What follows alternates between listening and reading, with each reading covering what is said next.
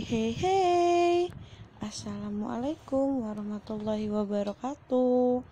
Halo, kembali lagi dengan saya Nabila Rosalita, NIM 33202003.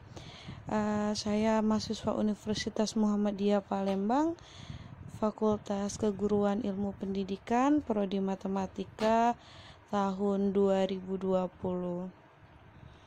Di sini saya selalu membuat tugas mingguan pada MK mata kuliah media pembelajaran matematika dengan dosen pengampu Bapak Dr. Andes Sunardi, Master Pendidikan, dan Bapak Muslimin, Sarjana Pendidikan, Master Pendidikan. Alhamdulillah, hari ini ketemu lagi dengan saya.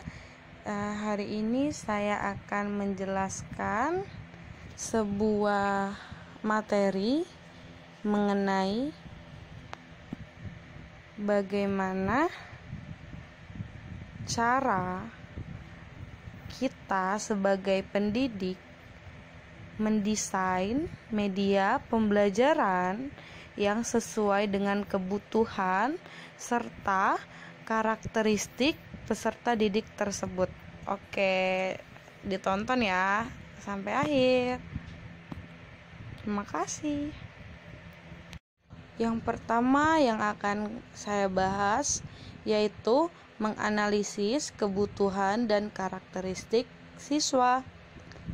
Apa sih itu? Identifikasi kebutuhan dan karakteristik siswa itu adalah sebuah perencanaan media didasarkan atas kebutuhan atau need. Salah satu indikator adanya kebutuhan yaitu kemampuan, keterampilan, dan sikap siswa yang kita inginkan agar dapat dikuasai siswa. Yang kedua adalah merumuskan tujuan. Apa sih itu? Perumusan tujuan itu adalah media pembelajaran harus dibuat sedemikian rupa sehingga akan membantu dan memudahkan siswa untuk mencapai tujuan pembelajaran.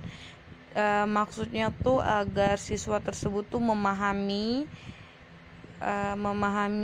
materi yang telah diberikan oleh guru tersebut. Selanjutnya adalah M3, media pembelajaran. Apa itu M3? M3 adalah memilih, merubah, dan merancang media pembelajaran, atau yang disebut menentukan kerangka isi bahan pembelajaran.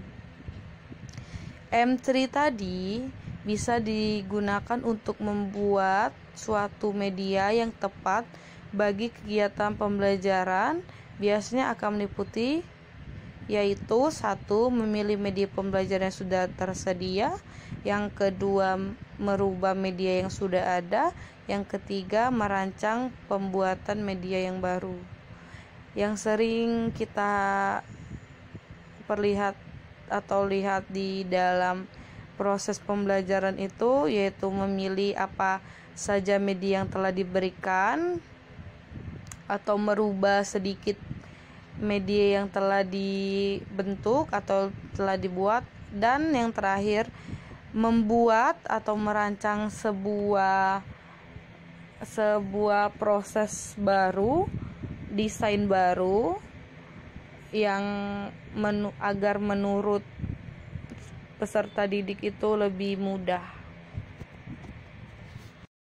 Dan selanjutnya adalah perumusan materi. Perumusan materi adalah materi yang berkaitan dengan substansi isi pembelajaran harus diberikan. Sebuah program media di dalamnya harus berisi materi yang harus dikuasai siswa. Kenapa harus dikuasai siswa? Karena agar siswa tersebut tidak semuanya tuh terdiam, termangu, dan tidak mengerti sebuah materi yang dijelaskan. Jadi perumusan materi itu harus sesuai dengan pola pembelajaran yang telah diberikan atau telah dipelajari oleh siswa tersebut. Selanjutnya adalah perlibatan siswa atau treatment partisipasi siswa. Perlibatan siswa atau partisipasi siswa diperlukan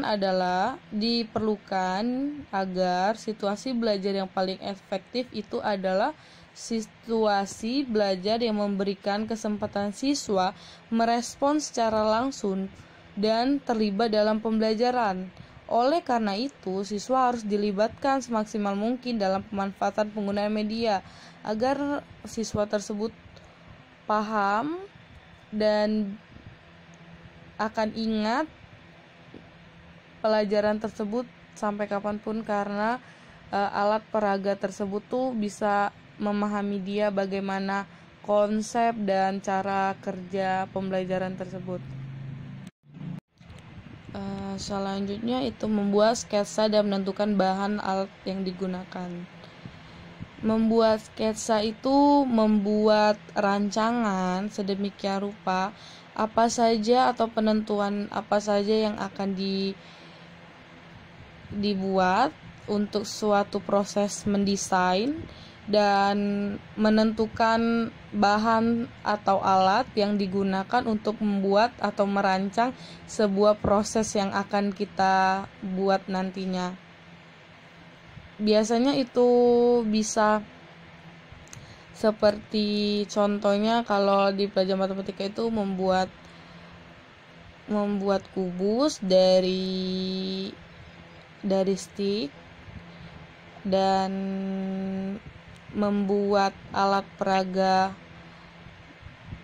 berhitung dari korek api dan sebagai lainnya. Dan yang terakhir itu adalah melaksanakan kegiatan dan evaluasi. Sebelum itu bisa juga digunakan atau langkah-langkahnya itu uji coba dulu, tapi jika memungkinkan waktunya, jika enggak bisa langsung dilaksanakan kegiatan dan mengevaluasinya.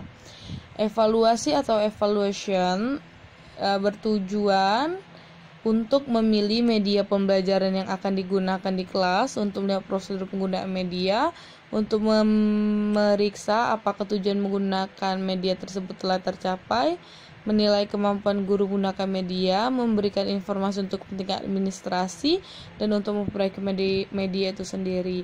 Evaluasi itu bertujuannya tuh apakah cocok alat tersebut digunakan dalam proses pembelajaran ini atau enggak gitu. Dan